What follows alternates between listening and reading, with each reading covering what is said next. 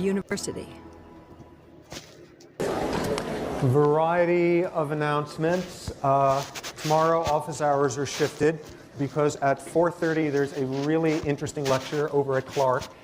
This guy is one of the experts on the whole notion that there are brain metabolic abnormalities in sociopathic humans, violent criminals. He's got the distinction of having the world's only portable MRI. He has a big old Winnebago with an MRI machine, and he drives all around the country from one maximum security prison to another, trying to look at aspects of frontal cortical dysfunction in extremely violent individuals. I have no idea if he's a good lecturer or not. The material is going to be really interesting. So that's something that probably should be caught. Friday, again, is not going to be videotape, but just audio tape for a number of reasons. Finally, over next year, I will be doing, if anyone is interested, some directed readings with people that will be essentially more of an exploration of some of the topics in the course here. So if you are interested, do not send me anything whatsoever until it's the summer. At that point, the transcript, everything I need to know, but it'll be posted on the coursework system, more details about it.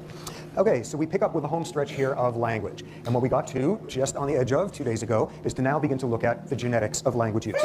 In general, there's the usual types of techniques from behavior genetics. The first is looking for covariance of certain language abnormalities in certain families. And the evidence for that is clear with Williams syndrome, with a selective language impairment. Those tend to run in families, and they tend to show classical Mendelian inheritance, very readily thought of as genetically influenced disorders. Then going to our usual deal of looking at... It's cold out here. Does anybody else feel cold? Adopted individuals, twins, identical twins separated at birth, that whole armamentarium of behavioral genetic stuff. What does that show? There's a fair degree of heritability of things like vocabulary complexity, ability to spell, skill at phonology, things of that sort. In general, the evidence is pretty poor for a strong genetic load on dyslexia. But Professor Zapolsky, what do you have to say about the weather, sir? On learning disorders of that type. Of course, the modern version of it all is to start looking at the actual genes, the molecular biology of language disorders, of language in general. First thing that comes up is this gene that has been at the is this the center of the whole field for years now, a gene called FOXP2. And it was originally identified as having a mutation in a family that had a very specific linguistic problem running through it, language generation, speech. This family had... I remember this one. Okay, yeah. Oh. Do that as well.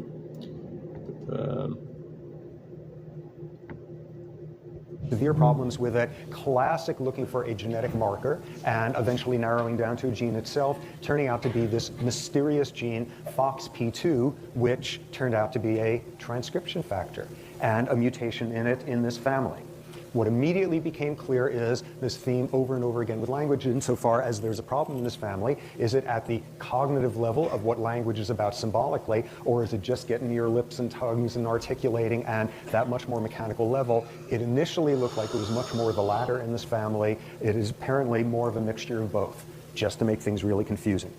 What you see is it is preferentially expressed in that part of the brain we heard about the other day, the basal ganglia. That area that's playing a role in gesturing, when you're speaking, playing a role in facial prosody, that sort of stuff, motoric stuff. And the fact that it was found so heavily expressed in there, it was part of what got people to think what's fundamentally wrong with this family is motor aspects of language production. Again, it's gotten messier since then, because these folks have a variety of cognitive impairments in the realm of language. So of course, immediately what we need to be asking is, what's FOXP2 doing in other species? Does it occur in other species? And it turns out that it is all over the place. You find FOXP2 in birds and mammals and all sorts of things, large and small. It is very, very widespread. But, importantly, a different version than you find in humans. It is immensely conserved, which is to say you see the same version of FOXP2 ranging from apes to birds, everything in between. Nothing has changed with that evolutionarily in a long, long time. So what does it do? Handful of studies in animals where the gene has been knocked out, it has been removed, where you now have mice that do not have the gene, and what you see is there's less vocalization and simpler vocalization. And that's back to our whole world of that sonic vocalizations that you can't hear when mice are giggling and that sort of thing. Knock out this gene and there's less vocalizing and there's less complexity to it. So it's doing something or other that looks plausible, and it's expressed in motoric parts of the brain, preferentially in these other species. So the super conserved version of this gene, everybody else has the same version, and then you look at the human version, and there's a bunch of differences, and they emerged very recently. Best estimates are the last couple of 100,000 years. Each one of the changes extremely positively selected for. Whatever this gene is about, once it sort of went on the human path, it changed real fast under major selective advantageous conditions, and thus we've got a real different version from everyone else.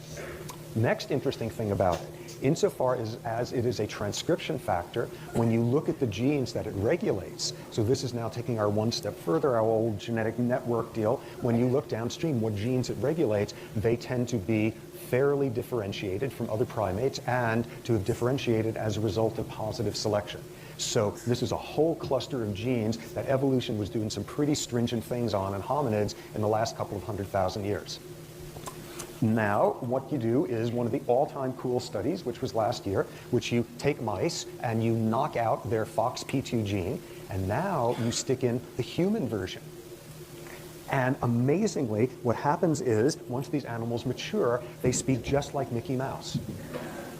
Okay, people were listening. What you wind up seeing is, it's probably the Disney people probably are working on it, and that's going to be the end of life as we know it when they let those ones loose. What you get when you express the human FOXP2 in a mouse is a mouse with more vocalizations and more complex ones. Whoa, that is mighty interesting area of lots and lots of work these days trying to figure out what this transcription factor is about, but clearly just this screaming imprint of major league selection that has gone on for the human version and for the genes that it regulates. Fairly recently, it is no surprise that this gene is central to such a different, unique thing that we're doing. More evidence for genetic components to language. And this one is a very indirect one with this totally interesting phenomenon that has been shown in lots and lots of different places on the globe.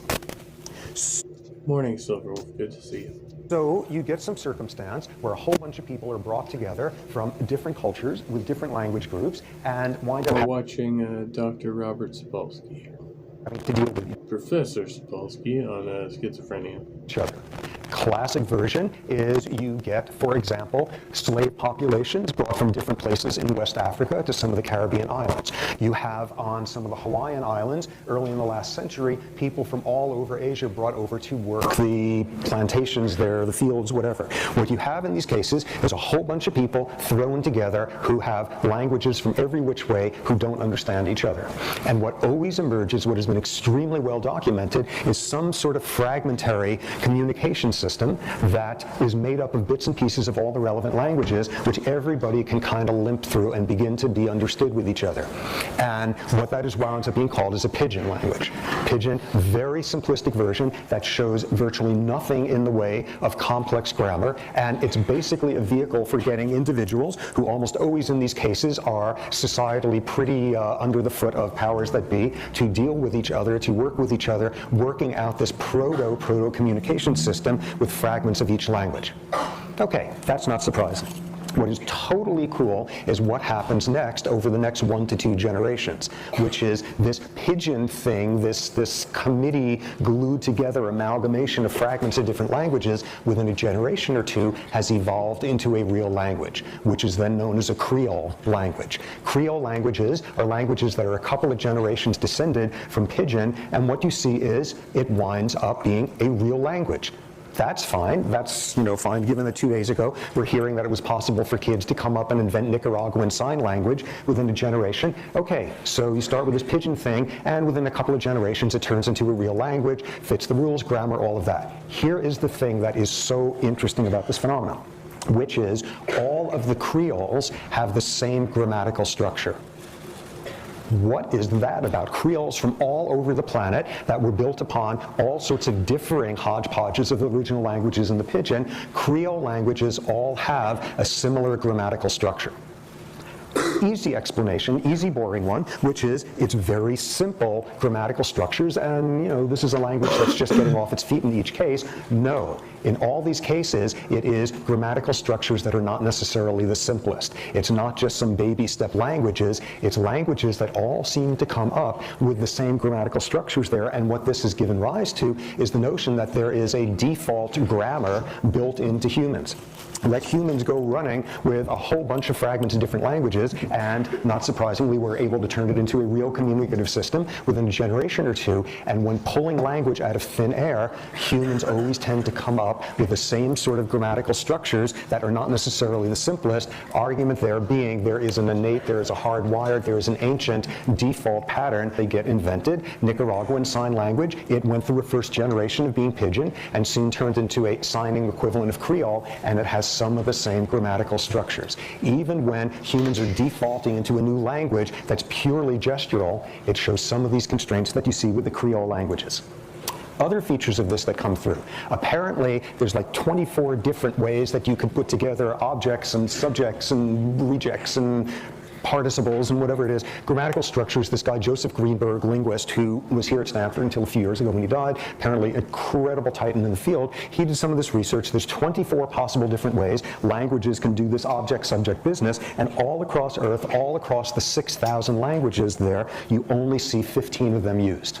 And the vast majority of grammars on Earth only use 4 of them. So the argument there winds up being, this is a pretty non-random skew. Again, we're seeing some kind of prepared learning, default grammars, this very imprecise sense of there's something genetic floating around here. So that complementary to the whole world, instead of looking at things like FOXP2 and its mutations, the usual 2 very different approaches. That whole Pidgin to Creole transition is really, really interesting. Well, it's either genetic or God did it. And it really has this feel in the undercurrents of it that there is a basic human grammar that floats around there, a notion that Chomsky has pushed for a long, long time. Okay, jumping one box further back, ecological factors and language. And we'll touch on it briefly, but what you've got is something similar to a theme we heard a couple of weeks ago, which is possibly not something we heard a couple of weeks ago, no one stayed here on Friday, but what you see is diverse ecosystems, very biodiverse ecosystems. Rainforest ones, for example, produce cultures which have a great deal of diversity in them. What we're going to see on Friday, the version of that, which I'm now thinking I did mention before, is that polytheistic cultures are the things you tend to see coming out of rainforest settings. That notion that if there's 100, if there's 1,000 different types of edible plants in your world, it doesn't take a great leap to decide there's a whole lot of different spirit things in the world going on there, polytheism. A very similar theme, great work done a few years ago, a guy named William Sutherland from the University of Dundee, I think, where what he showed was looking all over the planet, looking at the biodiversity in different regions on the planet. The more ecological diversity, the more linguistic diversity you would find in that region. The more different languages, which of course thus translates down into small groups, small numbers of speakers, this interesting phenomenon, which it's not completely clear to me what to make of that, but ecosystems that are very diverse generate an abundance of theistic notions and at above expected rates, and also produces a whole lot more languages, something in the diversity there. What is work that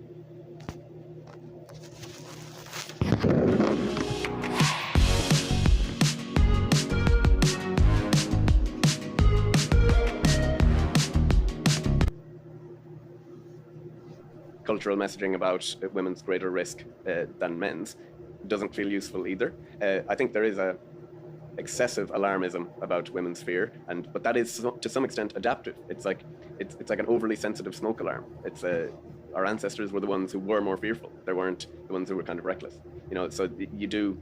But yeah, you're right. It is about striking a balance. But I wouldn't want, if I'm thinking about if I'm raising girls, I will be telling girls about kind of try to give them an accurate sense of the threat. But yeah, it can be dispiriting, I imagine, to think encourage young women to live your life in fear, and I think that is overblown in the cultural messaging, but it is somewhat necessary too. I don't want a complete absence of any messaging on that. I think young women do need to be taught, okay, you don't take the shortcut through the park at night. Yeah, for sure. Just you can't. Yeah, there is a balance, but it's tricky. Yeah. I mean, not to do the whole, have you read, but there's a really amazing novel by China Mieville called Perdido Street Station, and a subplot of it is trying to imagine a society and a culture in which rape happens and is taken seriously, but all of the cultural loading of rape and the idea of it contaminating you or devaluing you or making you, a social outcast, or, you bearing the shame for what was done to you, trying to imagine a culture in which that happens. And I think that it's quite telling that you have to reach into sci-fi to be able to do that. Yeah. So again, coming back to this thing about as an evolutionary response, would I feel the fear so acutely if it wasn't laden with all of this cultural meaning that the shame is mine, that I'm devalued in some way. And there are examples of cultures that have tried to do things a bit differently. So after the 1971 War of Independence in Bangladesh, where rape was used as a weapon of war by the Pakistani army, Often used in war, yeah. as a culture trying to deal with the fact that so many women had been raped, and that the traditional mode of understanding it was that these women are, they've been soiled, they've been dirty, was to try and turn them into images of like patriotism, like, no, these are heroes of the nation the way a soldier would be.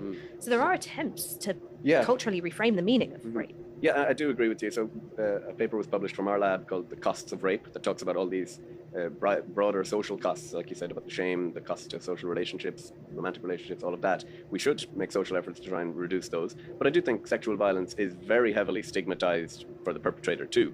And unfortunately, sexual violence is a very difficult crime to prosecute. And I think actually because it's so difficult to prosecute and you don't often get justice in response, I think that we elevate our stigmatizing of the perpetrator. So even, I'll give an example. So I heard a talk from a guy who was cleared, exonerated. He was accused of rape, falsely accused, and was exonerated in the end.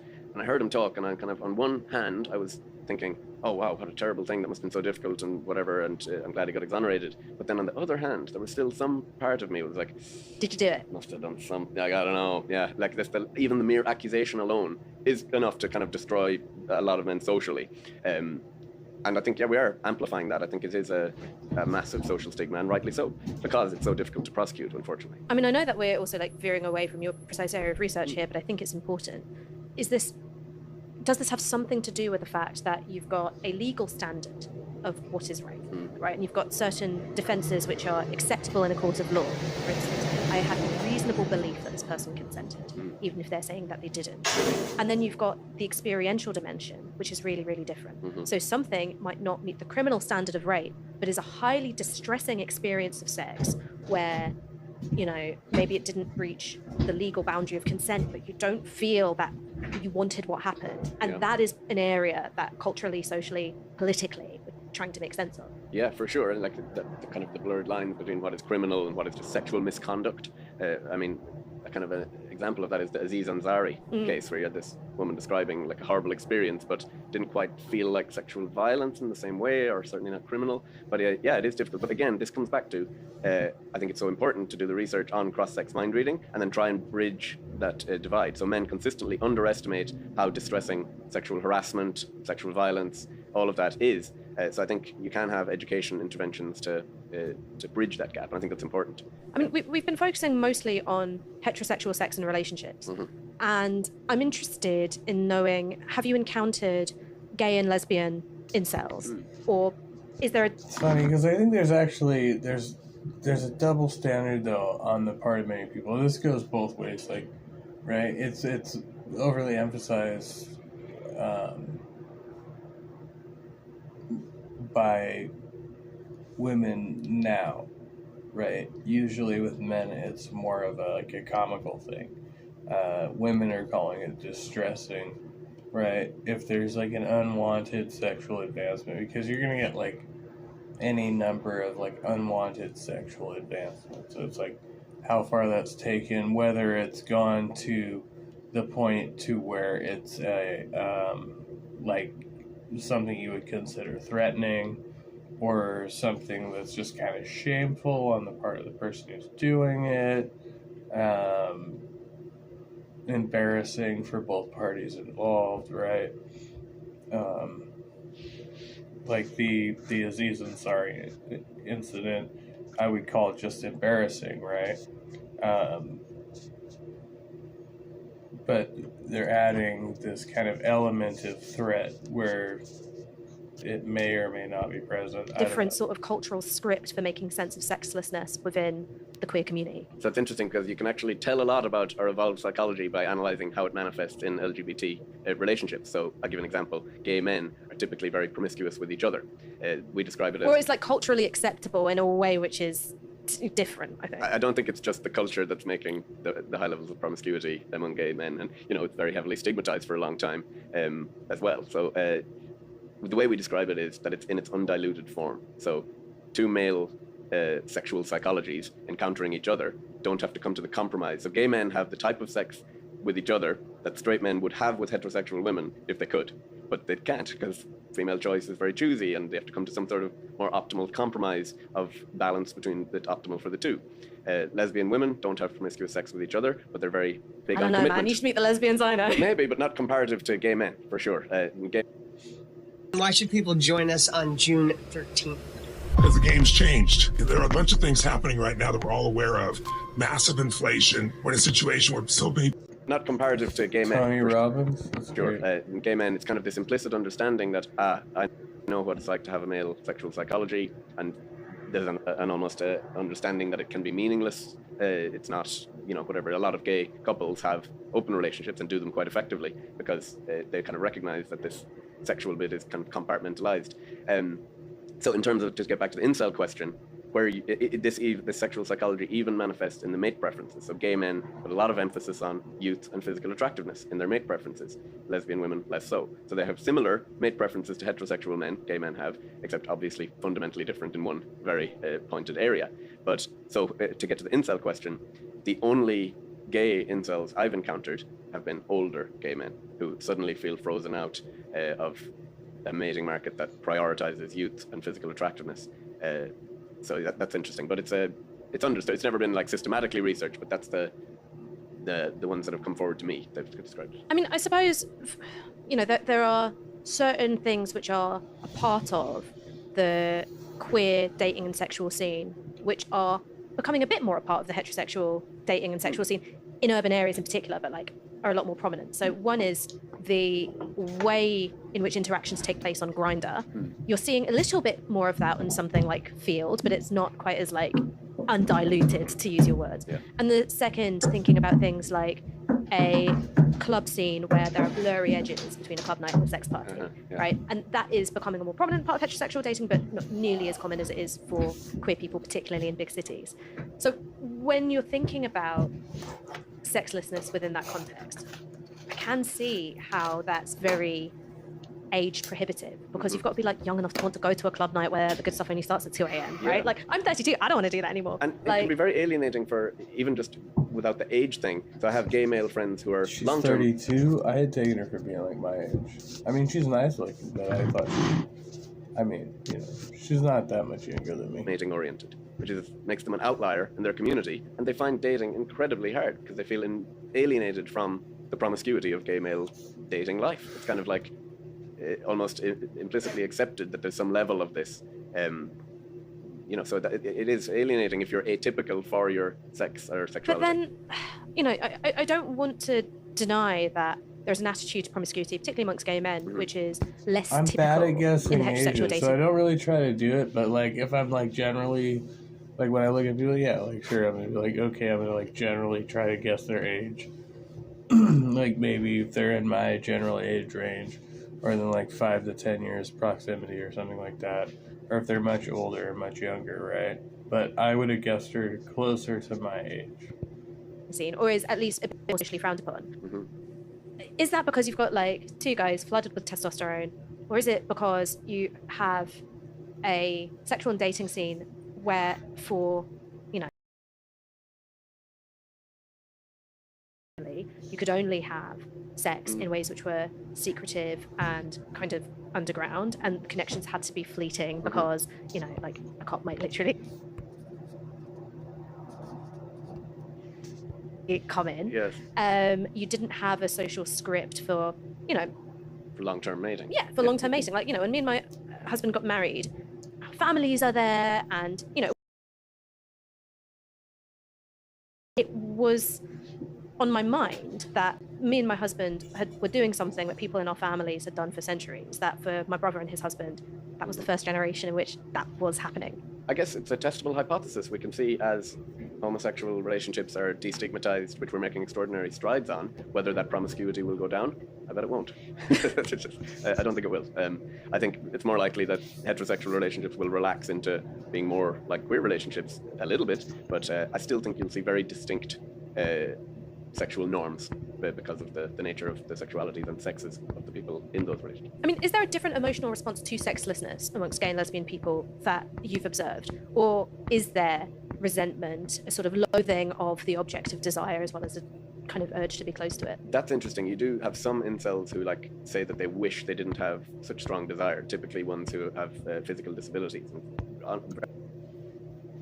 That So, is like, the most you're- plausible. All the other explanations make no sense. Someone please clip this. Someone, Make I no- can't remember. Someone, so Jill agrees that Jesus was an alien who came back Yes. in an alien spaceship, resurrected himself.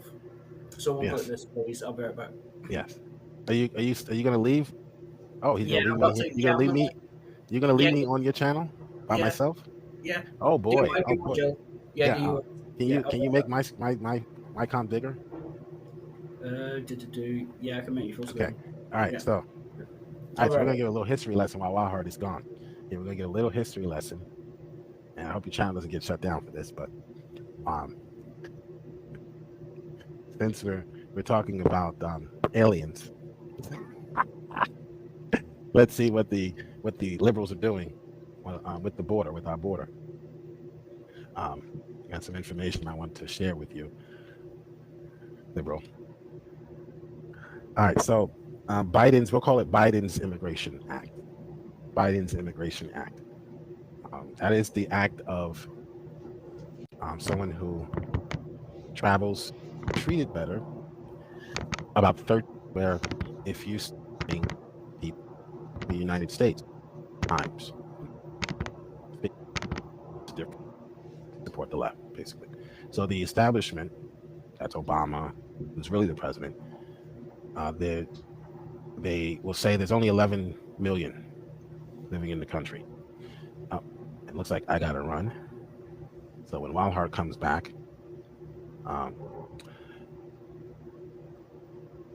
he'll be by himself because I have to get back to work. So, but in short, the Democrats plan to steal another election.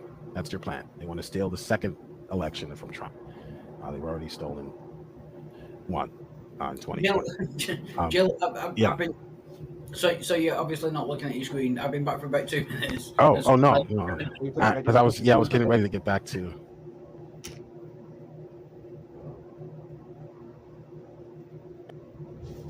Stuff like that. Right. Yeah, I love that. He's like, what other mythology? The god of. That's because it's start. Every time I tell him to start this, they're being separate from this concept of God. It was basically like, so the previous Jesus is the father to the new Jesus, right? Does that make sense? Yeah. And right, so that's how he was explaining it to me to get me to make sense of it. But I don't know if that's like concrete the way he believes it. Yeah. Either way, he clearly has a concept of a father, capital F. Yeah, the Jesus on the other planet will be the father of the Jesus on this planet. I think that's what he says. I think what he was saying as well was that he differentiates the capital F Father of the universe from the creator of mankind. Those might be two different entities from what he's explaining to me.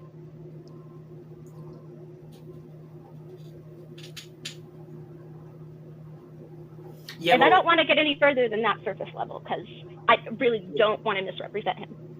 Yeah, like you say, it's difficult without Richard being here to represent his views because, yeah. Is he still, I haven't looked at it in quite a while. That's on my other account page, but I know that he's been, I don't know if he's updated all, but he had a PDF or something like that of kind of like his writings, interpretation. I don't have it saved on my other browser, not this one. This one just has Mein Kampf, the usual. But I remember he shared a PDF or a page, and I haven't looked at it in a while, and I wonder if he's updated it, but it's kind of like lays out.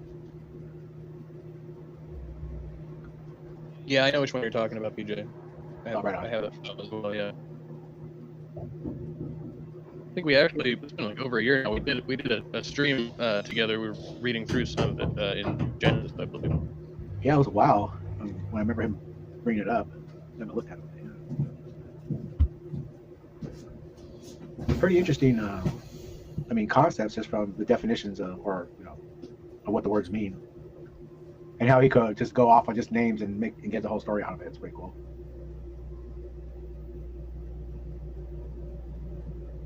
That man's done a lot of studying and contemplating, that for sure. Yeah, it's a wealth of information. Definitely. Yeah.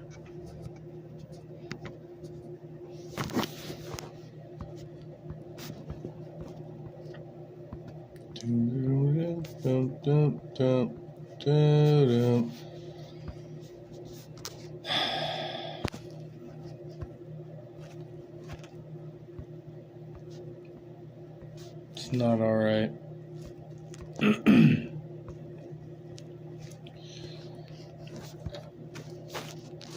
So done with this shit. I am over it.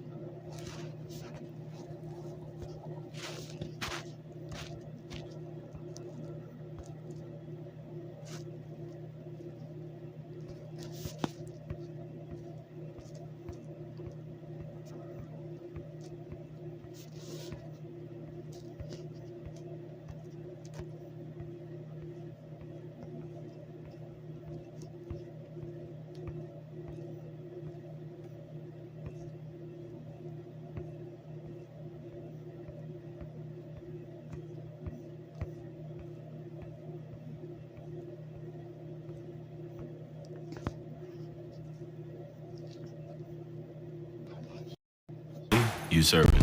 The skin you'd fend in. Every day is the sunscreen day.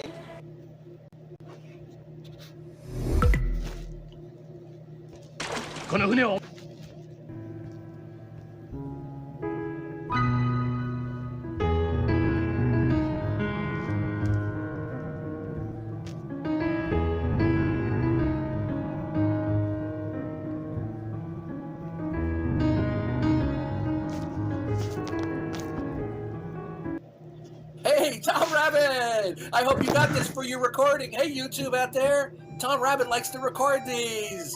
Hey, Tom Rabbit! Look, I understand why that's entertaining to people on the internet, okay? But look, was I not focused on the top? No, you were focused, and so was Michael. But here's the issue, okay? I mean, it was to the point where, like, John, it's like a part 2 for Tom Rabbit. Do you want that? John, no, John. Look, I don't care about Tom Rabbit. He's a dumb pothead retard. Okay. You were a pothead. Yes, yes. Wow. Watch. Yes, I did smoke pot. Right. I was a pothead. And I stopped smoking that since like 2000. Stop smoking it, you damn liar! Wow. See? Amazing. That is incredible. That is awesome. So, moving forward, again. No, not moving forward! Fuck off that damn computer! So basically, my wife is regurgitating anything to get me off the computer. It's not for real. Bullshit, brother! You know you have a lot of fucking shit to do today! You have to make my dogs avoid that shit! See? You like to explain that to my dog? Don't you have to be going into that shit?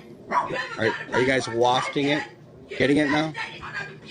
It's not doing what you're supposed to do! Take a Xanax. My goodness. Yes, it's amazing. Wow. So where was I? Where was I?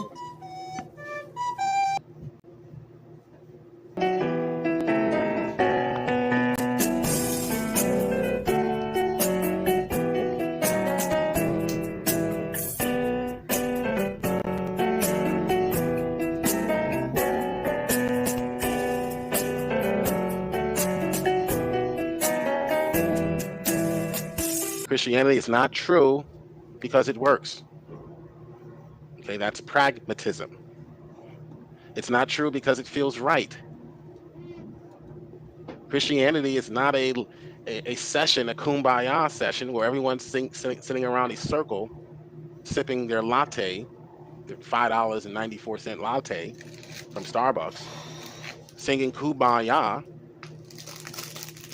each taking turns, round robin style, telling everyone what they believe John 14:6 means to them. That's not Christianity. That's what the left is trying to turn Christianity into, because in order for the New World Order to come into full effect, they have to first get rid of Christianity, which says there is no New World Order without Christ. In order for them to usher in their New World Order, they have to get rid of Christianity and the elect. They will fail because the Bible is not inclusive, it's exclusive. It doesn't include other religions. It doesn't tolerate other religions. It claims that the source of these other religions is ultimately Satan. So they have to get rid of Christianity. They have to water it down. They have to turn it into, well, if it feels right, it's right. Okay? It's not true, again, it continues. It is not true because it's my truth. Okay? It's my truth. Therefore, it's right. Well, my culture says this is okay, therefore it's right. That's relativism. It's true because it's anchored in the person of Christ. Okay, furthermore, it's true because it corresponds to reality. The Bible is historical and evidential. The Bible is historical and evidential. No other religion can boast of such. No other religion can boast of such. And when I say it's historical, I mean it's historically accurate, meaning it doesn't make any mistakes historically. When I say it's evidential, I don't mean that the archaeological spade has dug up every single bone or every single piece of pottery that was used by the disciples or Abraham or Moses in the Sinai. What we mean is that's an argument from silence to say it didn't happen because of a lack of evidence. Argument for an inductive argument for trusting the Gospels to be substantially trustworthy. How many years apart were Mark and John written? We don't know. I don't take a position on the dating of the Gospels. Well, you are taking a position on the dating of Gospels. You're just not giving a date, because the argument that you're presenting presumes that these things were coincidences that were written independently. But if they're both writing accounts of stories that were told, how remarkable is it that somebody would say, hey, Jesus was in this area around Passover? That doesn't demonstrate that just because. So it's like if I made a list of 10 things about Elvis, the fact that I got 8 of them correct doesn't mean that he was abducted by aliens. It doesn't mean that he survived his death and travels around. And if I tell parts of a story that were published and told a decade before I ever started, writing on this, how is that a coincidence that needs to be explained when there's stories going around? The notion that we need to explain which parts of the story were written down is bizarre to me, because we have a story that people are telling. Some versions of it get written down. They don't agree. They agree on some details. They disagree on others. There's a hypothesis about shared documentation, about Mark being written first and Matthew basically copying off of Mark. We don't know. However, you want to look at this and say, hey, they both said that Jesus was in town around Passover. And my thing is, so what? That has nothing to do with the divine, with the supernatural, with a resurrection, with any of that stuff. It's the most mundane, pedestrian. It's like, you might as well say, look, 2 of the Gospels reported that Jesus ate lamb along with potatoes and Rocky. Oh, no, that'd be alcoholic. Yeah, screw it. We'll give Jesus some alcohol. And Rocky at the final dinner with the disciples. Cool. How can I ever verify that? Why would I care that they wrote down the same thing? None of that gets to the truth of whether or not there was a resurrection. So if we're going to be talking about whether or not there's strong evidence for a resurrection, Jesus being in Jerusalem around Passover isn't strong evidence for a resurrection. So you're completely correct that the example I gave doesn't pertain to the resurrection. The point is that I understood the point. Let me finish. I wasn't done, but go ahead. Okay. I let you talk for a long time. I understood the point was to show that these corresponding accounts demonstrate the reliability and truthfulness of the witnesses that are reporting in the Gospels. Am I correct? And that's your point? Correct. So I wasn't an idiot who missed your point. I just hadn't finished yet. Okay. Go ahead. The fact that that you consider them reporting mundane things as if that means they're truthful and honest doesn't mean that they are accurately reporting other things that happen. I have no problem with them reporting what they believed to be true, but what people believe to be true is independent from what's actually true. And so you can say all day long that even though we don't know who wrote those Gospels, and I would agree, that they are generally trustworthy. I think I would agree that they are generally trustworthy on some aspects of it, but I don't think that me telling you a story about, Elvis doing Blue Hawaii means that if I also tell you a story about how he rose from the dead and was abducted by aliens, my truthfulness is no longer relevant. It's not about whether or not I'm an active liar. It's about whether or not I'm likely to be correct or whether or not I have a bias in my story. And it's undeniable the gospel authors have a bias, right? Sure, but I mean, yeah, sure. I wouldn't dispute that. But that doesn't mean that they weren't reliable or truthful reporters. I know, but that also doesn't mean they are. That's my point. I'm not saying that they're not reliable. I'm saying you don't get to assume they are. Right, but the point is that when you consider numerous instances of verification of the Gospels between themselves, the way they interlock in a casual and subtle way, the way that they intersect with extra-biblical secular sources, I could discuss many of those, that provides a prima facie basis for trusting them on issues that we cannot directly cross-check them on, because it shows that they're close up to the facts and that they are substantially trustworthy and reliable in the reportage of the events they talk about. Yeah, that'll never fly. I love my mother, and my mother has sent me letters, essentially telling me that she wouldn't lie to me, and God is real and Jesus is real. I don't believe my mother's lying to me. I just believe she's wrong. I believe she's sincerely conveying information that she's wrong about, because so in the case of this, you're willing to say that somebody's reliable when you have no access to that person at all, other than here's something they wrote, something fairly small that they wrote, that you can't go out and investigate. You can't determine the truth of any of it. So you don't know how reliable they are in the parts that you can't. You don't even know if they're reliable about the Passover thing, even though it's coincidentally reported. Well, we do, because I just showed the way that they interlock casually, so it points to the truth of the narrative. No, it doesn't. It does not. It does not confirm that that's what's actually happened. Are you saying that 4 people couldn't get something wrong? No, but that's not the argument. Okay. So the argument is that they fit together in a casual way. So, for example, Mark and John seem to be independent on this. So Mark telescopes the narrative. It's John that gives us the extra details, and where he arrives in Bethany the night before. It's in the morning he enters Jerusalem. Mark 13 doesn't even give us the timestamp. You have to do the inference, because the men of Wallace has been in Jerusalem, where he's been all day in Bethany, whereas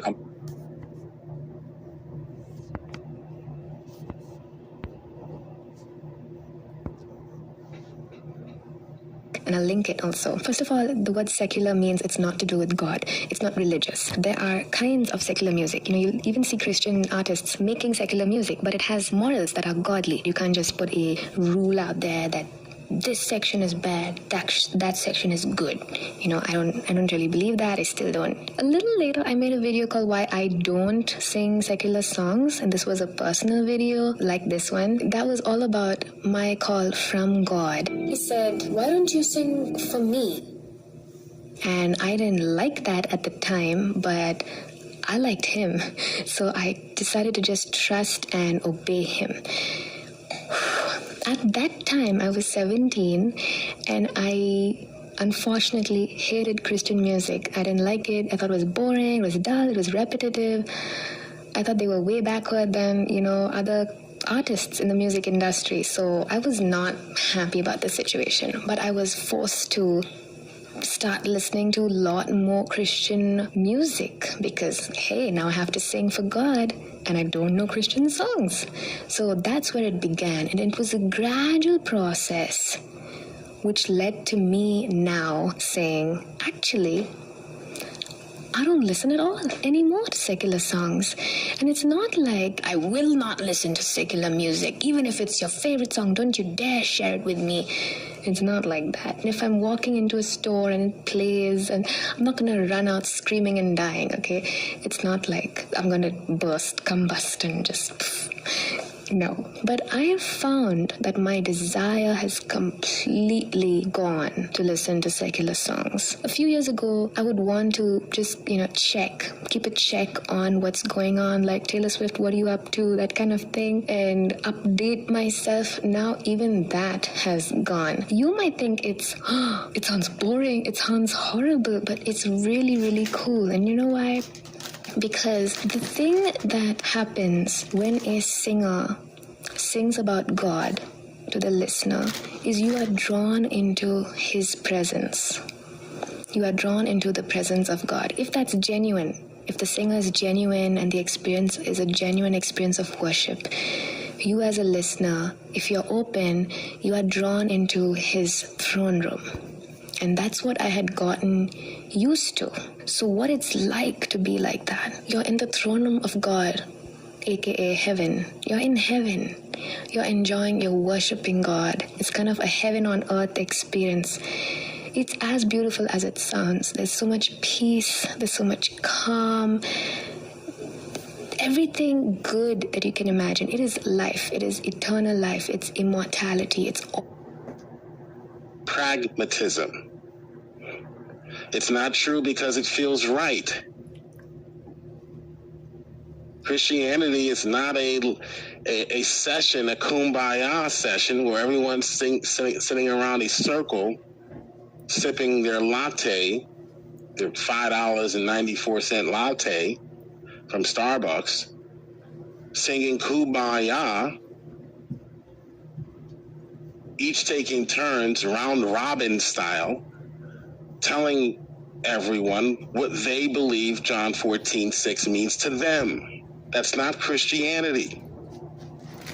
That's what the left is trying to turn Christianity into, because in order for the New World Order to come into full effect, they have to first get rid of Christianity, which says there is no New World Order without Christ.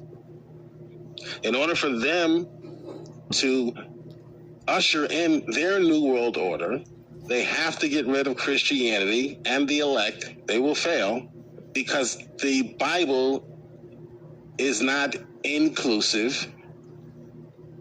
It's exclusive. It doesn't include other religions. It doesn't tolerate other religions. It claims that the source of these other religions is ultimately Satan. So they have to get rid of Christianity. They have to water it down. They have to turn it into, well, if it feels right, it's right. Okay? It's not true, again, it continues. It is not true because it's my truth. Okay? It's my truth. Therefore, it's right. Well, my culture says this is okay, therefore it's right. That's relativism. It's true because it's anchored in the person of Christ. Okay, furthermore, it's true because it corresponds to reality. The Bible is historical and evidential. The Bible is historical and evidential. No other religion can boast of such.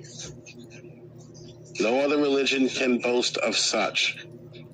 And when I say it's historical, I mean it's historically accurate, meaning it doesn't make any mistakes historically. When I say it's evidential, I don't mean that the archaeological spade has dug up every single bone or every single piece of pottery that was used by the disciples or Abraham or Moses in the Sinai. What we mean is that's an argument from silence to say it didn't happen because of a lack of evidence. The Creation Museum, I mean, you made it all the way through without putting your head through one of the dinosaur displays. They have a real dinosaur, a real Allosaurus specimen there. It kills me that Allosaurus's ghost is probably like just writhing in agony of where it's being placed. It's like, of all the places, really here? Yeah, it's a lot. Did you do anything on it on your channel, or, you know, if you profiled? I do. It's actually my best performing video. It's got 150,000 views right now. It's my documentary, my opus, right? My summer project. And I went through the Creation Museum and I took as many pictures and as much video as I could, and I did a long, detailed, That argument based on the fact they're using the wrong methods to date. Oh, dinosaurs and carbon-14. You don't use carbon-14 on dinosaurs, right? Yeah, you can't carbon-14 date anything that is older than the range changes as our technology gets better, right? Because you can actually detect more minute amounts of carbon.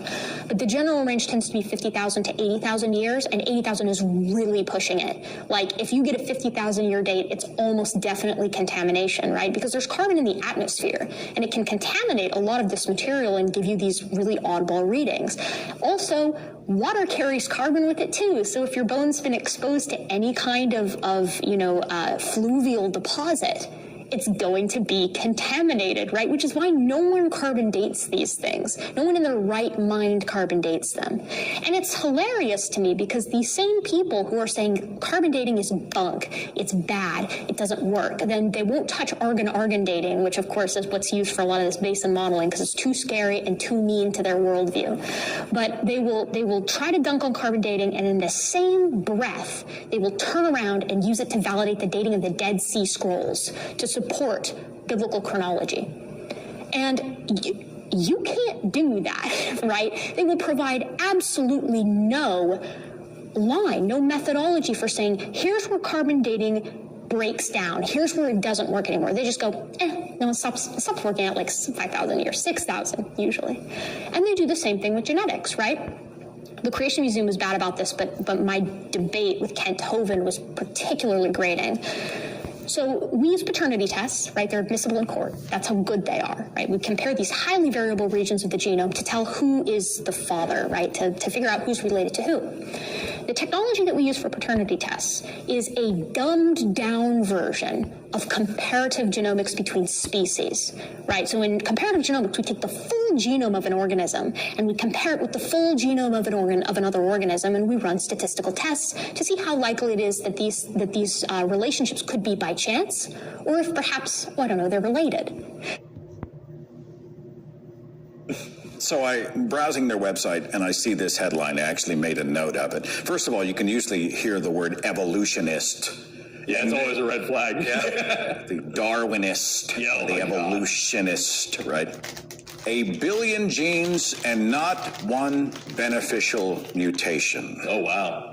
What's your response, right? The whole entropy thing, no, nothing can mutate in a beneficial way. Yes, no? Yeah, so I would immediately have a million questions like, whose genes and how are they tested? And also, how do you determine what is or isn't beneficial? Like, there's a million questions there, but also, even, let's say that's true. Let's say you fill a billion genes and you don't find a single beneficial mutation. Radical. The human genome is about 3 billion letters long, so maybe you blew it on which set you looked at, or maybe you weren't looking at the right person in the right place. Every single one of us has around 300 or so random mutations that are unique to us. So which ones did you count as beneficial and which ones didn't you? The fact of the matter is, like, it's not really hard at all to find some beneficial mutations and to point to them as great examples of how evolution works. So, like, for example, you and I are white. We probably have European ancestry. We're probably lactose tolerant. There's a good chance that you and I can digest. I can say, I for sure,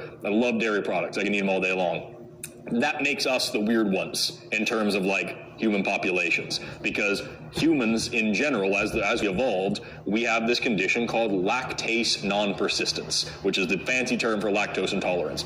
We have a gene that produces an enzyme called lactase that is specifically there to break down the milk sugar lactose. You can't digest milk, you can't digest lactose without lactase. And so your body makes lactase until around age 2, and then that gene shuts off and you stop producing lactase for the rest of your life. And so most people are lactose intolerant because they have no reason to not be.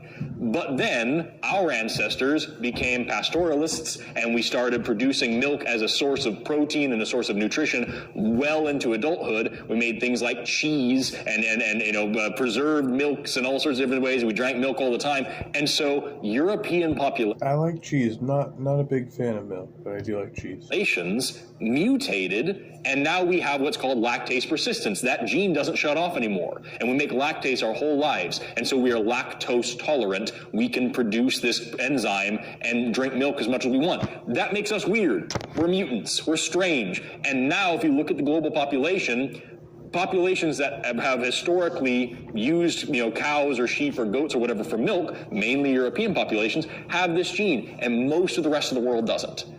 That's a beneficial mutation. Unless you don't drink milk, and then it's kind of whatever, right?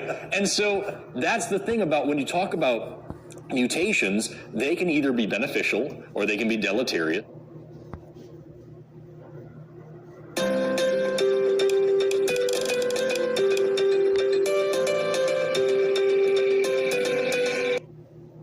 Oh, and I was using this as a bookmark, a picture of me and my friend Hannah. This is from years ago. I think like just before lockdown. I had blue hair. It was awesome. And this is Thinking Fast and Slow by Daniel Kahneman. Would recommend this book. However, was definitely far too advanced for my reading level at this point. I probably could have done with reading a few easier and smaller books. Like, this is a big book, and look how small the text is. But I was just so interested in it from what it seemed to describe and what it seemed to offer. and I am glad that I read it. So those are 2 books I've read within the last year. Not a very impressive collection. I did read like one non-fiction book that I don't really care to talk about. So what I'm reading now is Noam Chomsky, Who Rules the World. I'm about this way through. This has been easier to read than the other ones. Just in the way he's writing, and you know, obviously there's not as much like statistics and stuff, and I'm learning a lot. There are things in this book that I've never thought about or seen from this perspective, and it's been hard to read. It's been like upsetting to read in a lot of places. I don't want to talk about this one too much because it's kind of political, but yeah, this is what I'm reading at the moment on the tube, and enjoying it. So now I'll show you the books that I'm hoping to read next. I'm going to start with actually not necessarily educational books, but some poetry, because I got a message from someone on Instagram. I write in my stories a lot, and I'd made some post that was kind of like a wall of text on like a reel, and they said that the way I wrote reminded them of one or two of these authors, I can't remember, and I had sort of been interested in getting into poetry and reading poetry because I've always really enjoyed writing, not necessarily poems, but I've always journaled, and I really enjoyed journaling, and I really enjoy expressing myself with words. I messaged them, I responded to their message, and we talked a little bit more about poets that they would like to recommend to me. And so there's some Rilke. I haven't read these yet. I had another Rilke book, and I just realized that I don't know where it is, and it's been some months. This guy, I don't actually know how to say that name. Oh, it was Letters to a Young Poet, the Rilke book. And I thought that Letters to a Young Poet was maybe like metaphorical or something. I didn't realize it was literally a collection of letters that he was sending to like an aspiring poet, and the conversations he was having with that person. But it was still pretty good to read, but I did want to read like poems. And maybe that's the case for some of these books as well. But I don't know, yeah, I just wanted to read something creative as well, but not necessarily like a novel, like stories or anything. So I didn't buy these all in one go. This was actually like a few different bookstore visits. Let's just start with what's at the top of the pile. The Authority Gap by Mary Ann Sieghart. I feel like I need to be a lot more educated and aware of women's struggles and feminist discourse. That's why I bought this. And in a similar way, I want to be more mindful of racial inequality and understand more about what's happening, because as a white person, I do find it hard to talk about racism, and that's what it says right on the front of this book. So I thought that could be useful. And it's a small book, so I feel like I'll be able to read it pretty quickly. And it's White Fragility by Robin DiAngelo. Oh, bloody hell. This is The Pink Line, The World's Queer Frontiers. I'm a queer person, I'm bisexual, so I also feel like these are things I need to know about, and I don't. I feel like there's a lot of critical awareness that I'm lacking, and I want to change that. And I feel quite passionately about LGBT rights, and I want to be able to communicate that more and know what I'm talking about, know how to defend what I believe in. But this is a big book. Oh my god, this is the biggest out of all of these. Next book is Let's Talk, and I'm not sure how to pronounce this person's name. I'm Nihal Arthanaika with... Okay, Nihal... Wait, there's a name for that. Hold on, let me think about it. Arthanaika. Okay, that's not so bad. Nihal Arthanaika, Let's Talk. How to have better conversations.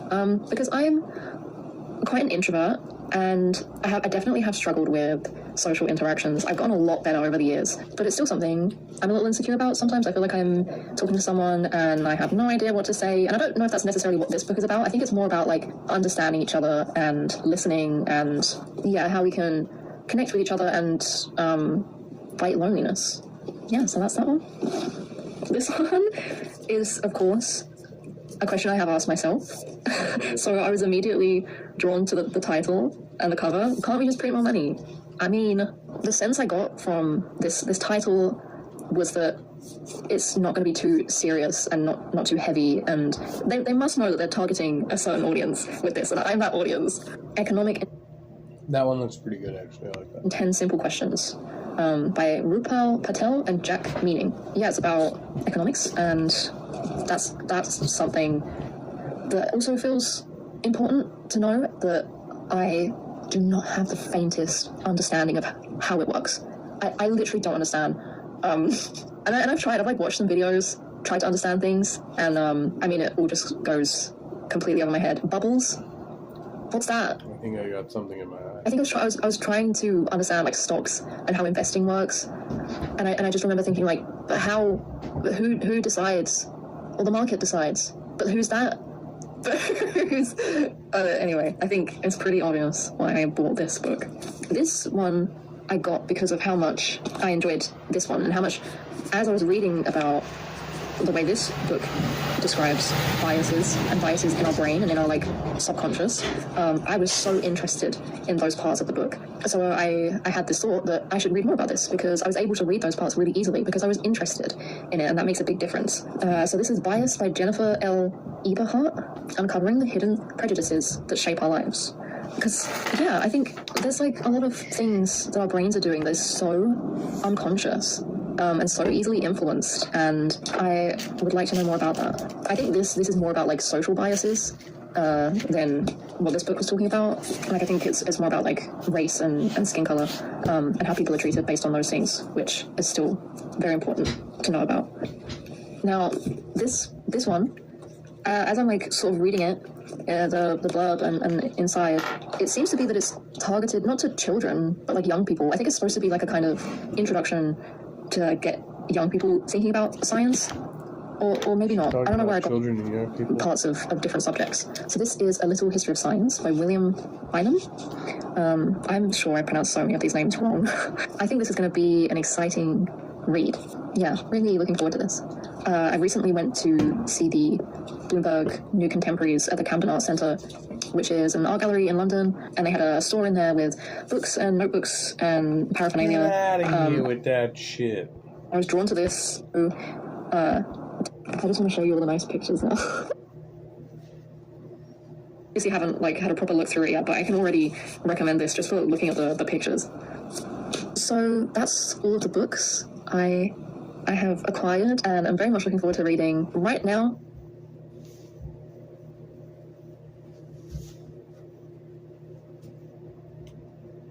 Okay. Because I have so many books I'm trying to get through, I'm not necessarily looking for suggestions because I don't want to overwhelm myself. But maybe at some point in the future, I'll do something in my Discord. Maybe I'll make like a book suggestion channel or something like that. So those are, I think, 4 things that I'm doing to try to become smarter. And obviously I don't do these things every day. Like Discovery Hour, I try and do it a couple of days a week. But I don't want to stress myself out. I'm not putting pressure on myself to see some incredible results or anything. I just know that this feels good for me. I feel like I'm taking seriously the responsibility of being a human and having an impact on others and the world. That's kind of what I'm trying to do anyway. This love relationship. One would expect him to provide evidence that is sufficient to convince all such people. In fact, what we find is that there is no evidence that is persuasive to all reasonable people. Countless billions have lived and died without ever having believed in God, and cannot be blamed for the lack of belief, since many deliberately and earnestly sought but could not find satisfactory reasons to believe. Well, several of the world's oldest and most popular faiths have nothing to do with this being. Hinduism, with about 800 million adherents worldwide. Buddhism, with about 350 million, or Chinese traditional religions, like Taoism, with 225 million people. Why haven't more of these people been brought to the one true monotheistic faith by its divine author? It doesn't take much imagination to think of ways that an omnipotent being could provide evidence of its existence that would be persuasive to all reasonable people. Suppose that at the same moment, everywhere across the globe, and in a language that was miraculously understandable by all, a booming voice called out, "I am that I am." That would make me a believer. Or maybe less Hollywood. God could simply give each of us a clear, unmistakable inner awareness of his presence.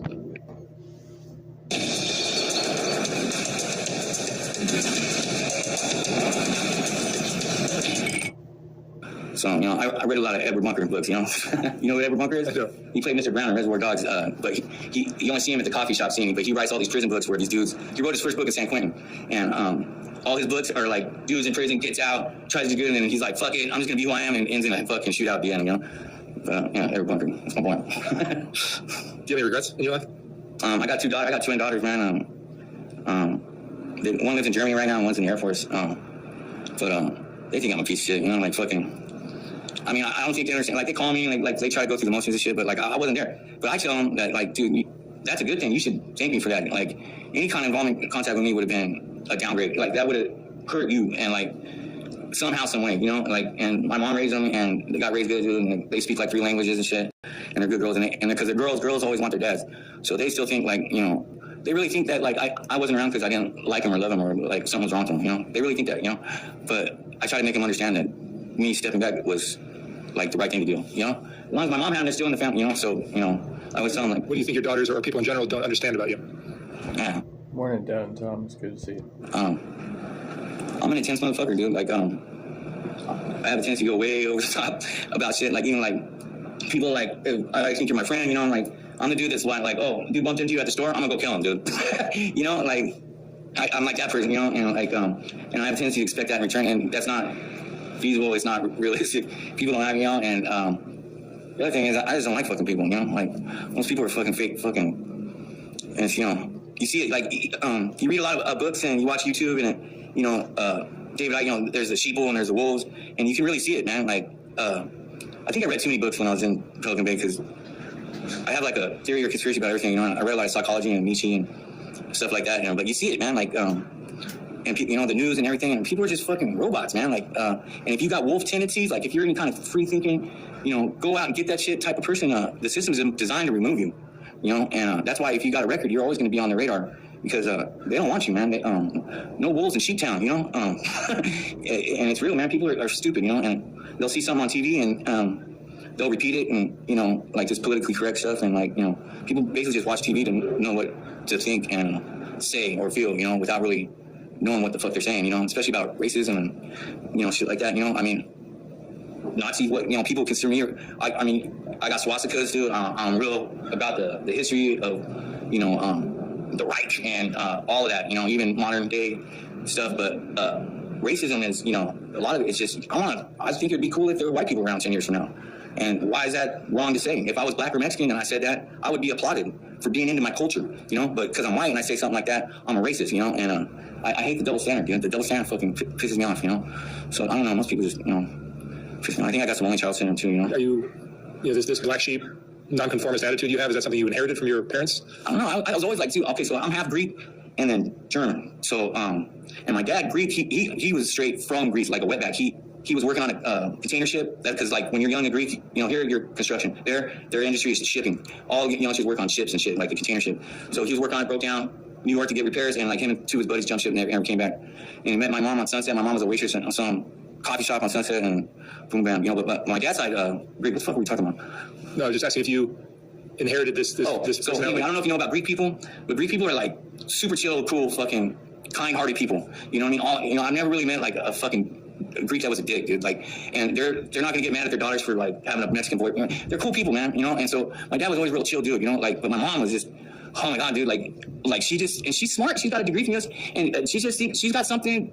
Like to her, Christianity fixes everything, dude. And everybody knows that Christianity is fake. None of that happened, dude. You know what I'm saying? Like, it's not possible. You know, it's I don't believe. You know what I mean? Like, and you can't just like bring that up to fix everything. You know, it's not realistic, dude. You know what I mean? Like, and she was just on me, dude. Like, you know, if I fucked up, like, she had a big old belt, and I was constantly getting whipped and fucked up, and, like, you know, she's a female, you know, so, you know, females like play mind games. So I was raised like that. And I don't know, man. It just built up like just a fucking resentment, like just anger in me, you know, like. But I was always a kid that, you know, like, I like Darth Vader, dude.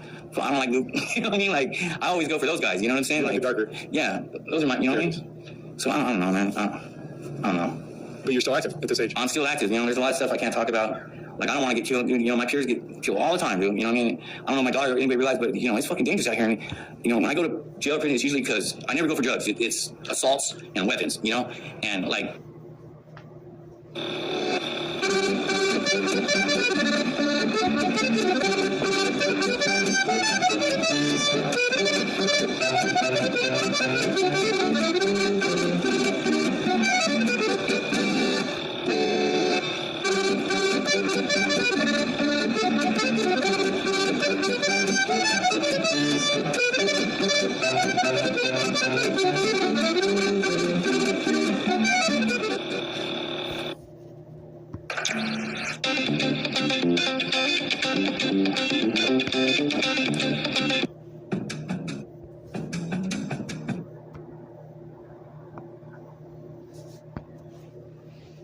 belief in Jesus' resurrection is unreasonable.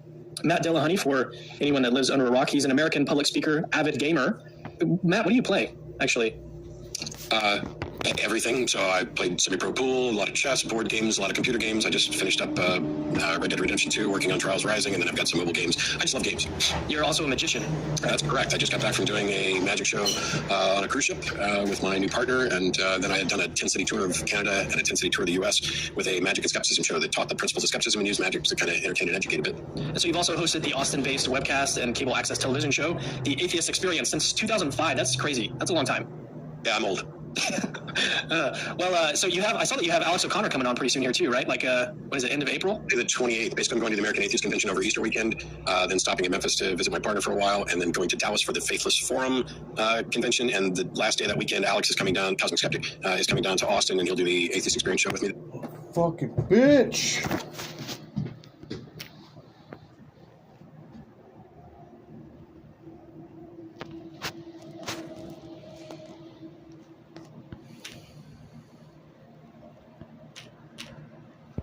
Like this. Okay, so the first fact is that Jesus died by Roman crucifixion. Bart Ehrman, the atheist, he says this is one of the most certain facts of history, that Jesus was crucified on the orders of Roman prefect of Judea, Pontius Pilate. He offers 11 independent sources to support the death of Christ in this fashion. I could quote atheist after atheist that actually support this idea, who are historians and scholars in their fields. The second fact, if I can get my thing to scroll down, there we go. The second fact is that the soon. Fucking bored. Fucking hate this shit. I'm so fucking bored. Reason code in 8920. You call me Salem, please call me 8920. All right.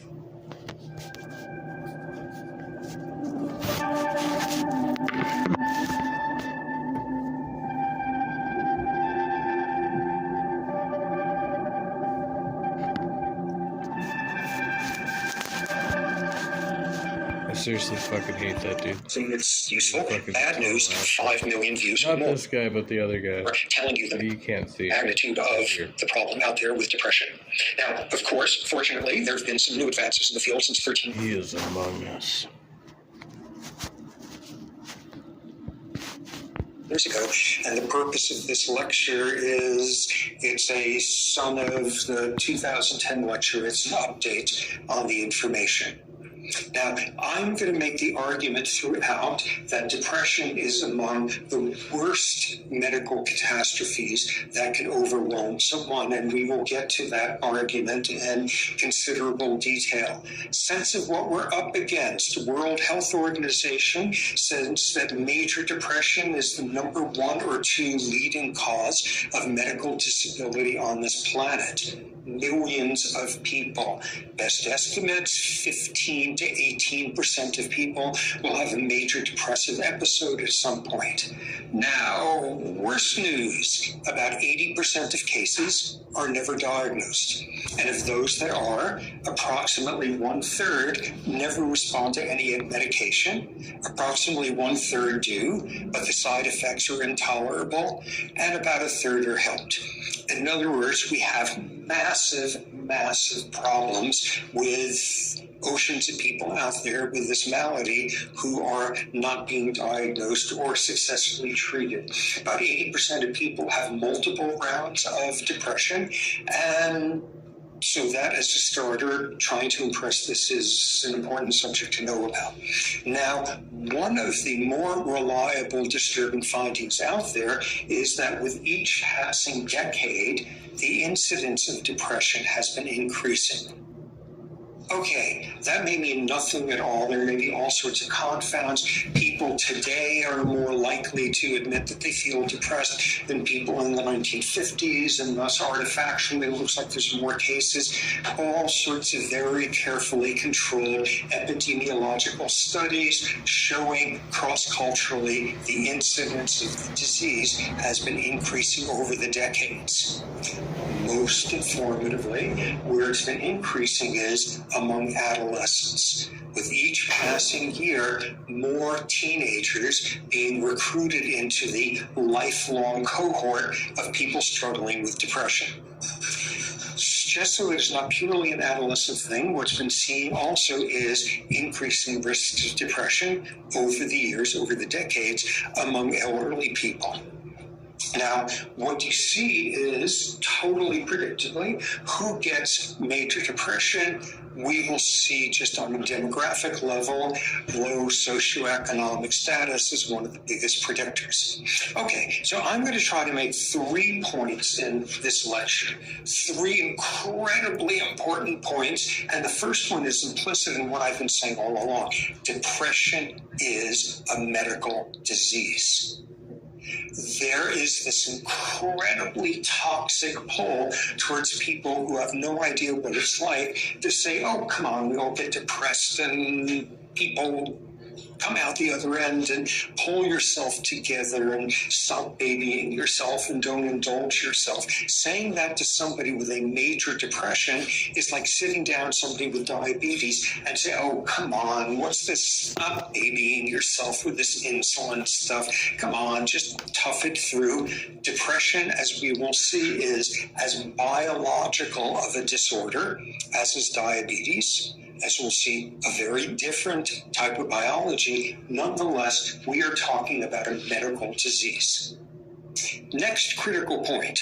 If you learn about this and all you learn is the biology, the brain chemistry and the hormones and the genes and what's connecting to what, all of that, you are never going to be able to effectively take on this disease. And the 2 parts of this lecture reflect that point. Go learn all the biology and you've got all those multisyllabic terms down cold. And if you don't incorporate it with the psychology of depression, you're going to get nowhere at all. Now, the third point being, why argue that this is among the worst of all diseases? And this sort of revolves around this totally bizarre thing that humans do. You've got terminal cancer. You've got crippling heart disease. You've lost a limb, whatever, and your life is obviously very constrained and very compromised. And bizarrely, people find silver linings in these things on occasions. This is when you realize how much family means to you. This is where you realize you have found your God. This is where whatever. We are capable of pulling satisfaction, pleasure, reward, contentment out of the most awful circumstances on earth. Just ask anyone who came out of the concentration camp feeling like in some ways they were still glued together as a person. We humans can make the best of horrible situations. We can.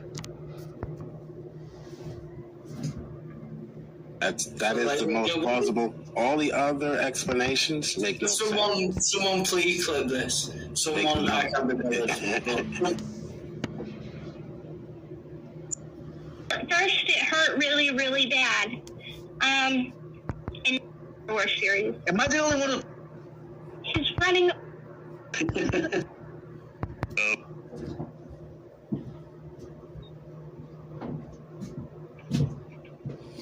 That would have been interesting.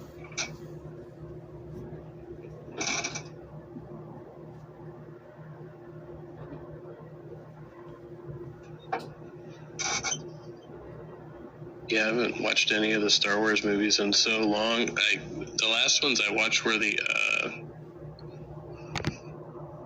Disney series. I watched Boba and the other one. It was pretty good. Mandalorian. Yeah. Oh, that was pretty good. Yeah, I like that one. That was all right. Yeah, I got a little weird at the end. I got a little lovey-dovey, and they also getting the whole community thing going. And yeah, it's a good movie or a good series, I guess. Your Rogue One was actually a movie. That was good. You're all terrible people. You should feel bad. Hello. He's first. Hey, Midnight. What is it Andor? Is it Andor? Is that the name of it? I thought that was the best Andor. one. I mean, I've seen Mandalorian and I've seen Boba Fett, and they were okay, but what did you say it was? Oh, Endor was a planet moon when the Ewoks were another part 3. No, I don't think it was that one. Okay, so it's the guy, dang it, he's running away. I can't remember his name. They think he's like some terrorist or whatever. Oh, yeah, that was it sounds so good. So that was on Endor too. It was what took place partly on Endor. You talking about Obi-Wan though? No, it's a recent one. I mean, it's one of the newer ones, like Boba Fett and all that. Here, I'm gonna look at Star Wars series. Am I the only one who thinks Pixie sounds different, or am I just going insane? No, I sound different because I had bone grafts in my jaw, and I have this lisp that's gonna take like a year to get rid of. Okay? Sorry, I didn't mean to make you feel self-conscious about it.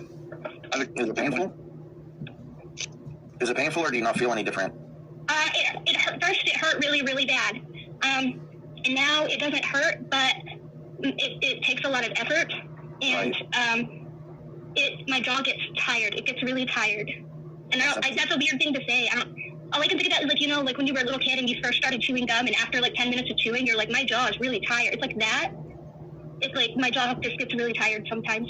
And it actually changed my bite, if that makes sense. And so that's part of the list, among other things. And the bone grafts are encouraging the bone to grow, right? So it's going to take a while to settle. Everything is just different. And I keep injuring myself, right? And so it's just weird. You sound fine. I sound like I have a retainer in, which is an improvement, because for like the first 2 weeks, I sounded like really drunk and everything was slurred together. Understandable, though. It's like a very major alteration. Well, yeah, well, and it comes back in phases, right? Like, I get certain sounds back, and, like, but the hardest sounds to get back are, like, S, X, and words that have, like, LKS, that combination. Like, those things are really hard to get back to normal, especially when it keeps changing, right? Like, it's not settled. No worries. Right on.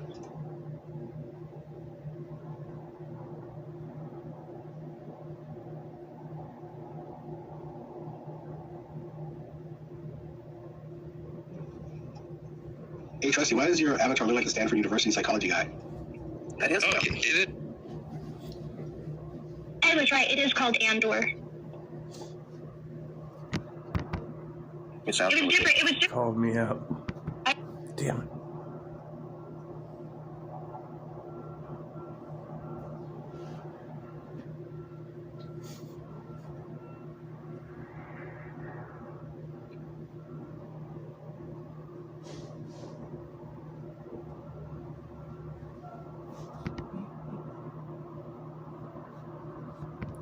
Actually, it's really good. You should watch it. Season 2 is coming out soon, so you should watch it. So you see why I say that, but without giving away the story plot, okay? Somebody dies, and how they die could be a suicide or it could be a homicide, right? Like, it's competing theories about what exactly is going on there, and I'm not gonna... I think even people who finished the first season have competing theories about what's going on there. Like, it's almost a dystopian society, but you can't, it's hard. It's one of those where it's like, you don't know whether to describe it as dystopian or as, like, just, like, something good, right? Something that was done for survival, or, like, you could actually go either way based on what's given to you, the information given to you. It's just very interesting, and you would just have to watch it. I mean, clearly there's people you like, people you don't like. Clearly there's corruption, and you can see where the corruption is and certain people who are corrupted. But at the same time, like, how this place came to be, you can go either way with what's given to you at this point. At this point, you can finish season 1 and think, this came to be because of something brilliant, or you can get to the end of the season and look at what they give you and think, oh, there's something, like, really fucking awful happening here. And, like, no matter how you feel about the characters and the living situation, you can come to either conclusion, and I find that interesting, so I don't want to give away too much. If that makes sense. Nope. Yeah, sounds interesting. What? Yeah. I got into Black Mirror when we were in rehab. They were watching that on movie nights, so I was like, I had never watched it before, and then I was like, so I was pretty in rehab before my life. A long time ago, cool. Which I hadn't read before I saw this. I hadn't read it, and so, like, I remember getting to the last episode of the first season, and my jaw dropped because, first of all, there are certain movies that I praise very, very highly, if for no other reason because I could not guess the ending. That's unusual for me. I can usually guess the ending within, like, the first 10-15 minutes of the movie. And there's only, like, 3 or maybe 5 movies I couldn't guess the ending of when I sat down and watched it. And for that reason, those 5 movies will always stand out to me. But anyway, this series is one of them. There was no way I guessed that was going to happen. And even the person that I was watching it with who had read the book, like, they had the jaw drop moment, and they were like, I was trying to remember what was going to happen. I was trying to remember, and that is not what I thought it was going to be. And so I was like, okay, that was well done then. Then that was well done. So now I'm looking forward to season 2, and hopefully it is just as well done. I'm guessing that whoever made the silo get it as like a doomsday survival scenario.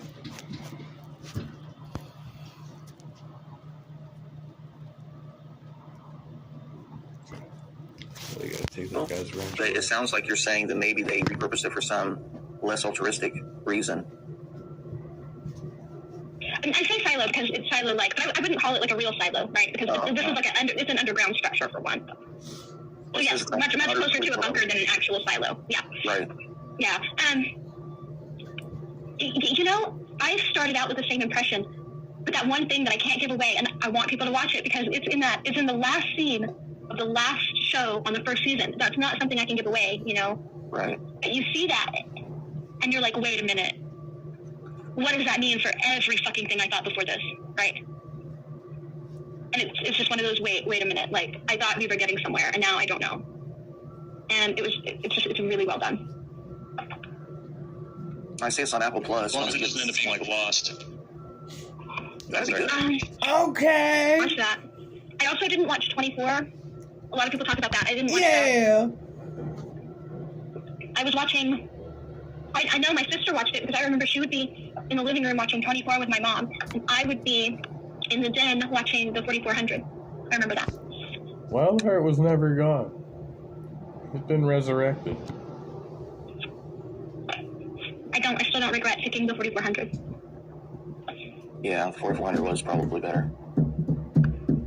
My mom and I did watch the first season of 24 though.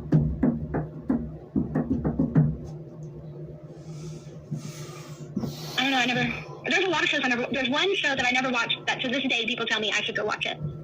And like, I could if I wanted to, right? Like I have all the seasons downloaded, I could watch it, and I haven't, and it's called Chill, did you really say that Jesus was an alien? True Detective?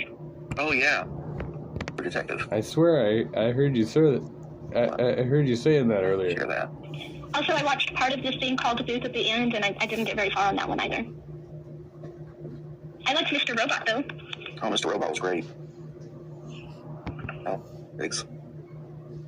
I will probably never watch Game of Thrones. I've heard so much about it, but it doesn't seem to be anything I'd be interested in. It was good.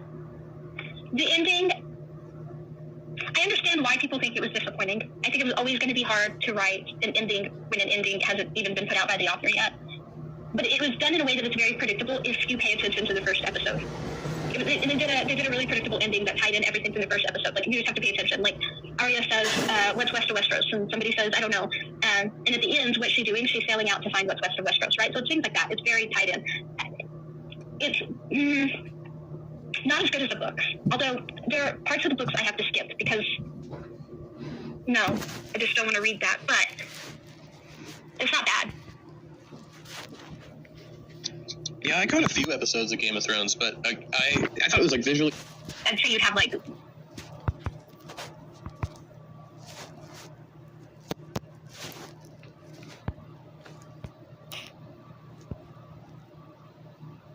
I don't know, I guess I'd have to dig a lot harder than I can at the moment.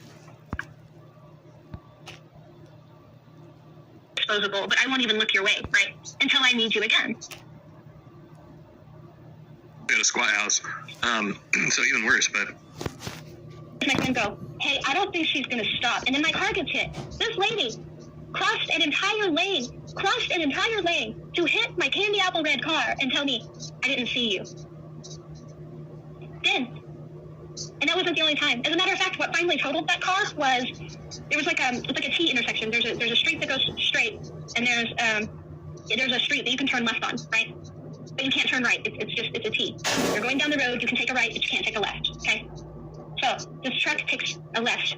Fine by me. I also need to take a left, so I also take a left. Now I cannot back up because there's traffic going on this road behind me. Okay. For some reason, this truck decides.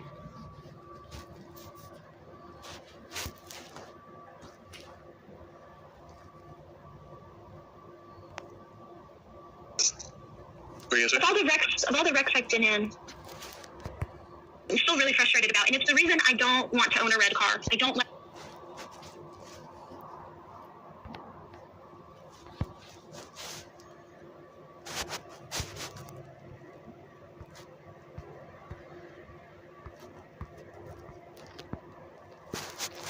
Still wouldn't have enough time and trials to create even several proteins.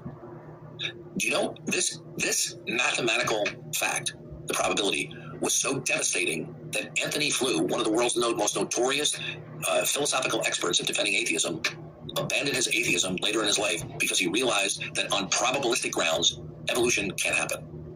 You have to totally throw probabilistic reasoning out the window. Okay? But you see, all you're taught is, well, there's natural selection, and wow, look at all the similarities between these fossils. Similarity does not demonstrate or necessitate an ancestor-descendant relationship. Right? You say it makes sense. Okay, so does it make sense that you could create computer code by a random generation of binary numbers of ones and zeros? Does that make sense? If I took a supercomputer at the NSA and I programmed the computer to generate ones and zeros, right, and to do it in trillions and trillions of separate threads, and keep on generating it, right? Do you think it's ever going to produce even a small app or computer program? You would say no. And the reason why is because of the frequency of error, even wiping out the smallest of informational gains. And yet, that's what you believe happened with evolution. Okay? You've been fed a pseudoscientific dogma that matter and energy over long periods of time is your creator. That's what you've been taught. You've been taught, oh, well, you see, dinosaurs, they evolved into birds. Yeah, where'd you get that from? You go into a museum, I can bring you into a major museum right now. I could show you all the displays and I could explain to you how this is all speculation. Okay? For example, if you take a look at people who are intimidated by science or are in awe of the major advancements of science say, well, this is science. These really, really, really smart people say all of these fossils have similar skeletons, and they put them in an arrangement showing that the small ones go to the big ones. Arranging the skeletons and similarities does not show that there's an ancestor-descendant relationship. Do you know how they claim to know that they evolved? It's called homology. You know what homology is? It's like, oh, well, look at the features of the bat wing and the human hand. Look at that. They're similar. Look at the similarity between iPhones from the first generation all the way up to the iPhone 11. Look at that. They share similar features. You see, you have been duped by a dogma that has swept the globe, and you've never asked any critical thinking skills about what I have been taught. Could it have really happened? And you're thinking, well, if what I'm saying is true, why would all these smart people believe it? Because they are human beings too. And they either want to believe that they are designed or they don't want to believe that they are designed. They either choose to believe that they are creatures made by a creator or they want to be in a creator-free world. That's why people believe in evolution. Because the Galapagos Islands do not support a universal common ancestry. The fossil record does not support a universal common ancestry. Showing similarities in genetic code does not show necessarily common ancestry. I bet you were told that human beings and chimpanzees share 94% or so the same DNA. Did they ever tell you that? Do you have an answer? 96%. Well, the answer is, it's a deception. It's because the only thing they've compared are the protein coding regions, which is less than 15% of the human genome. They didn't compare 75% or more of the human genome and chimpanzees. Liar! He's a liar!